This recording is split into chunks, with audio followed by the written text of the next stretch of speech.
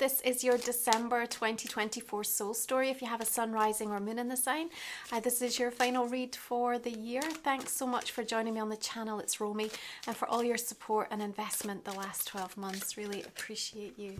We're going to open up this month with the energy of the Eight of Wands, and how do you make it lighter for yourself? I think then it's about realizing that you have to leave everything that's unfinished, unresolved, and maybe uncertain, and allow it to just kind of remain in the pending file. I think this month, parking things in order to be able to find your peace and to allow the progress and enable the energy that does have some movement about it, that does feel aligned, it does feel on time, to kind of take precedence and be the priority, is going to enable you to navigate this very sensitive month, right? And as you wind things down and come to some place of trying to find release and closure with the year, you do have a choice. You've got a choice not to cling to things that have already let go of you or are already indicating that they're not meant to be a part of your life. Now, there are a lot of news, information, messages, conversations, and bear in mind that at the beginning of December we still have our Mercury retrograde going on, and the contradictions that are in flow in the early part of December can make it a little bit challenging and mean that people are really oscillating, changing their mind, maybe feeling like it's a little bit difficult to pin people down. You yourself may feel like it's just really difficult to kind of make the firm, clear decisions. So don't.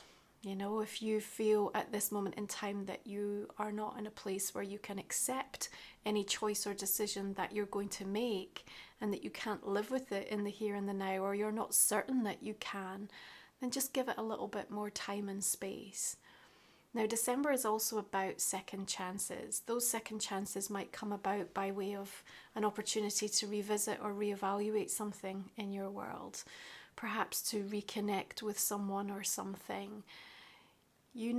Different now. There's a lot more experience and there's more wisdom that you can bring forth to help you as you process, consider, and really have that time to sort of reevaluate things. Now, on the 6th, Mars is going to go retrograde in Leo. This is in your 10th house, right? So actually it can be a super beneficial time as you direct focus inwards to come up with some incredibly creative ideas and solutions.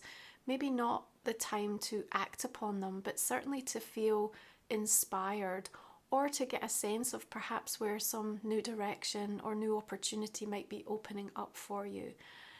Of course, with both Mercury and Mars backtracking, there is this reminder of how we channel the little bit more tricky emotions, right? The frustration, the patience, the anger. And I think with all this fire being kind of suppressed in a way at a very emotive, triggering time of the year anyway, you can find yourself in that slightly disconnected way, almost leaning into a little bit more fear or anxiety than we would like you to. The moon kind of almost suggests there's just like something that you can't quite grasp or get a read on, get a handle on, although your subconscious is talking to you and trying to support and help you, giving you a key, if you like, to unlock something deeper within yourself. So use that opportunity to not lean into where anything external might just feel like it's creating more chaos. It's certainly a time of year where people are spinning out more than ever before.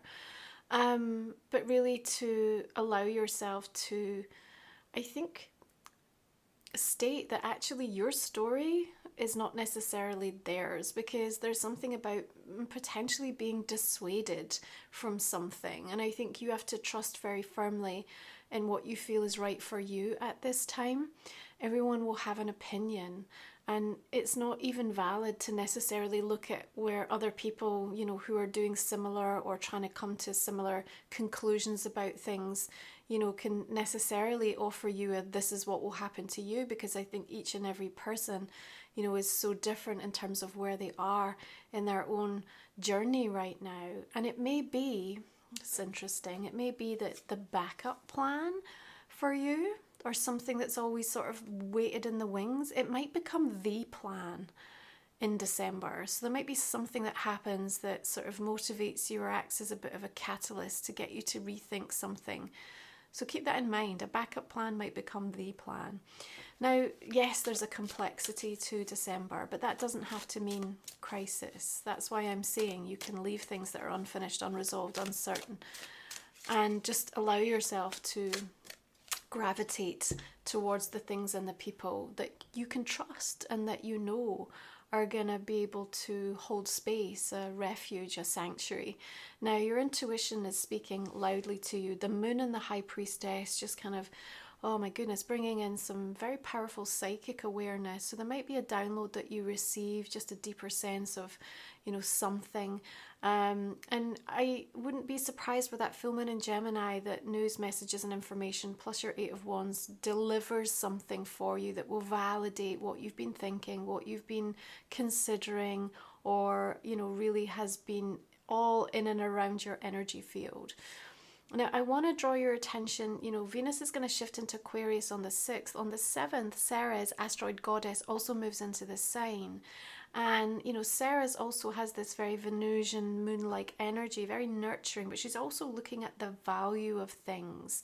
And I think this month particularly, for you, it's about stripped back, it's about timeless, it's about classic, it's about simple. But on the 7th, we have this interesting cosmic conversation. Venus conjunct Pluto, Sun opposite Jupiter, and, you know, Ceres holding space for perhaps a very unconventional, somewhat unexpected revelation or series of events coming in that could actually bring about some type of positive experience, particularly where we are looking at the value of something. Now, in your second house of Sagittarius season, that's very front and center in your mind. You know, how do you bring form to the ideas that you have, the way that you shifted and changed your priorities, that the solar returns you've just been through really helped to show this new version of you. And, you know, how do we kind of get some proverbial meat on the bones now in terms of being able to take that forward?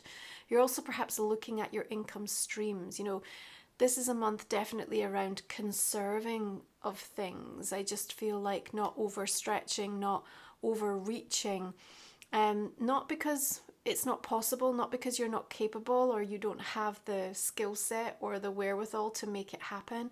I think it's just because you want to be able to be in a place where there's more choices available to you. And I think there's so much changeability in terms of people, but also just the energies, that being a little bit more fluid, adaptable, and not necessarily like committing fully to something that feels like it takes a lot from you, or is asking a lot of you, can feel perhaps a little bit of an easier place when you've got everything else that December is kind of putting your way. Okay, so the 7th is also going to see Neptune stationing direct, and, you know, I feel again that this time, particularly as we build up to the 12/12 portal, is helping you to find a little bit of a balance in regards to something that has felt incredibly out of kilter. It may just have felt like you've had no time to prioritize or work on something that was important to you, that mattered to you. I think there's a realization when you get to this time of the year and you think back, you know, what were the things that sort of brought me off course? Now, there's never right or wrong, just experiences, and the soul elected that, you know. So remember to also at this time write the list of all of the ways that you showed up and what you've achieved through the course of this last year. But I think that the realization of what, you know, the desire to still want to kind of devote or commit or explore or get curious about something really sort of comes back in and around your conscious awareness in the month of December. And I see you making a little bit of a soul promise to yourself, you know, I'm going to try to do things a little bit differently. And I don't want to create so much intensity, so much pressure, so much expectation on myself. and, you know, if I'm going to find that sort of harmony, that equilibrium, and just have a little bit more energy to play with, a little bit more to work with. And that goes for not just your physicality, you know, but also just your emotional energy. It goes for your resources, your money, like everything. It just feels that, you know, in the understanding that, not that everything is finite, but that, you know, it doesn't take much for things to become wildly out of balance, and you've sort of paid the price for that, I think, at times. And because of there being so much flux, so much polarization, so much contradiction in the collective energy, it's also about, you know, how am I going to operate and find that ability to anchor in my own world? Like, how can I carry on in a way that makes sense to me? So I sort of see you kind of working through this.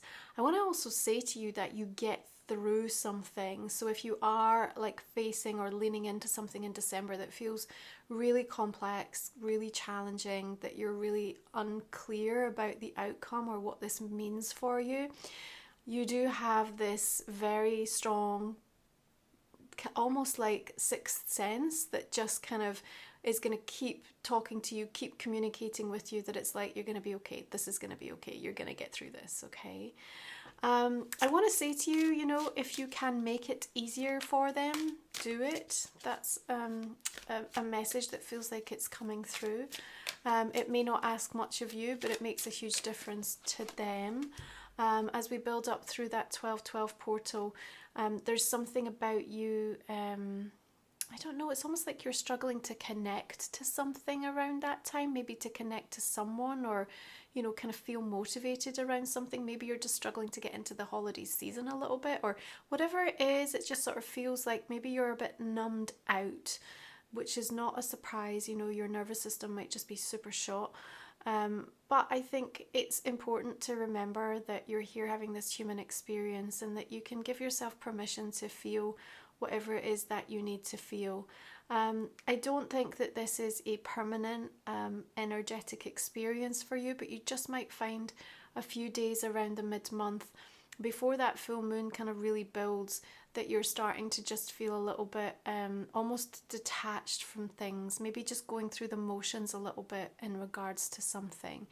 I do think as it almost leads you to the revelations of that full moon, something sort of triggers or gets activated, because it feels like there's important communication and news that is necessary to deal with, and necessary to perhaps have an opinion about as well, because perhaps it directly affects you personally.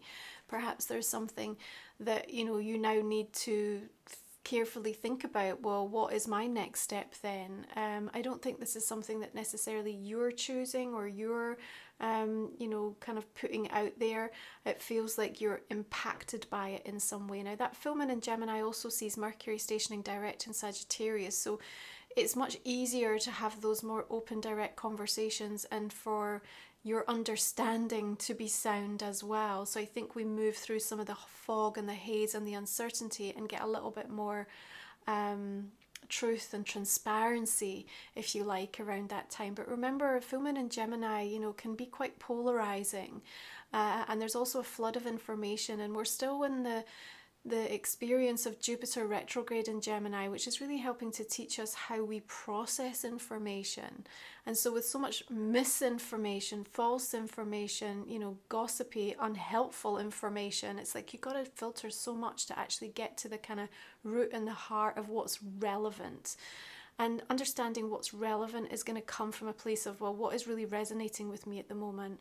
But choose your sources wisely is what I want to say, because there might be something in and around that time when you're just listening to the wrong person, or you're looking in the wrong direction, and you're going to jump to a big conclusion that I don't necessarily feel is wholly accurate. Okay, so we are going to make our way towards Capricorn energy on the 21st, and Solstice arrives. I really hope you take the opportunity to celebrate it, to work with that experience of just coming into union and harmony, because it just helps to sort of provide this beautiful reset.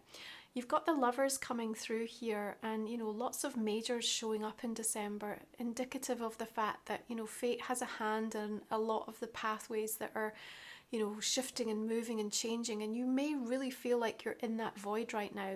There's just not enough information to make a clear decision or choice about what happens next. But what you can do, and what does feel right to you, is the understanding of kind of what feels good in the here and in the now. It's always going to be a challenge, because I think there's this energy of sort of wanting to cling on to what is comfortable, what is known. But there's also that on edge feeling that much bigger things are shifting and changing, and that actually to be able to work with that, there's almost a need to let go and to move with the energy. The more we resist it or try to slow it down, the more challenging it can feel for us. I do think that there's a reuniting energy coming in with that, lovers. So it does feel like you come back around to a conversation, you come back into contact with somebody. There's a coming back together with regards to something that feels really significant and quite prominent in terms of, really, if you consider what the year has delivered for you and everything that you've been through in regards to that. Now, Jupiter squares Saturn on the 24th, right on the holiday season. There's some friction there, there's some tension. Things can escalate, kind of escalation energy around. What I'm going to say is that, you know, an analogy for December is almost like there feels at times of this thick grey cloud cover, and then the sun just bursts through. It permeates and sort of delivers this clear vista of a brilliant blue sky, and you feel the radiance and the warmth and the energy of that sun kind of charging you up. And you'll feel that throughout December, not just once but multiple times, and it's enough to kind of help you to really handle and to deal with everything else that might be coming your way that is a little bit more complex and a little bit more challenging. We've got Chiron direct on the 29th, right ahead of the new moon in Capricorn. The healing journey that you've been on provides you with insight about yourself that you kind of you can't then unlearn it or unknow it. It's almost like you've been given a window into your soul in regards to something about yourself. You now owe it to yourself to make the necessary adjustment. Maybe that's letting go, maybe that's about forgiveness, maybe that's about making a change to your behaviour, maybe that's about actually investigating where deeper healing is required in regards to a specific wound, but something coming in a very clear way, and it's going to form part of the intentions that you ought to be having around that new moon in Capricorn. It will bring it extra weight, it will bring it extra power, and it will bring it extra commitment from you to really address, because it's personal and it actually is going to make a huge difference, because in some ways it's part of your spiritual test, it's part of your karmic clearance going on, and it's not something that you want to drag into 2025 without acknowledging. Yes, maybe you can't resolve it, that's okay, it's not meant to be resolved overnight, but there's definitely this kind of, okay, I see this. And that also goes for being able to identify within others where they're at, not where you want them to be, but where they actually are, and how you then perhaps need to change your thinking around something. Maybe that's connected to where a backup plan becomes the plan, because maybe there's a bigger adjustment based on the fact that, you know, you can't force anyone else to be where you want them to be or to be ready for something, but what you can do is be fully in control of what you're now ready to embark upon. And that's deeply empowering and brings about a sovereignty that really reminds you of this human experience that you are here to have. Remember, Pluto in Aquarius now, profound shift, and it's about this bigger revolution that's going on and taking place for you. Now, if you're new to the channel, the last 3 cards, we're going to look in the extended reading, and we'll talk for another 30 minutes or so. We'll look at a personal and a relationship card. We'll also look at a card for the year ahead. And if you would like to join me, you can find all the details below. I'm just going to clarify these cards, see what else we're going to be adding to that reading. Please check out my 12/12 energy activation, my solstice activation for this month, all my sacred soul support that can help you in this kind of crazy, chaotic season that can be very depleting on your energy field. My new journal is shipping. Please check out my sacred titles, the oracle deck, the book, the journal, all created to support you in your spiritual journey. Everything that I talk about all over on romywiser.com. And I just want to appreciate and say thank you to all of those who have placed pre-orders, invested in any of my products and services in 2024. I'm so grateful and blessed. Okay, what do we have here for the energy of the lovers? The Empress, Nine of Swords.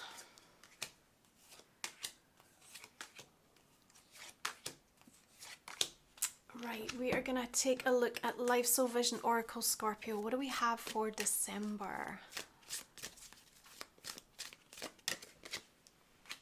Blossoming Soul Song. We've got the Wishing Tree.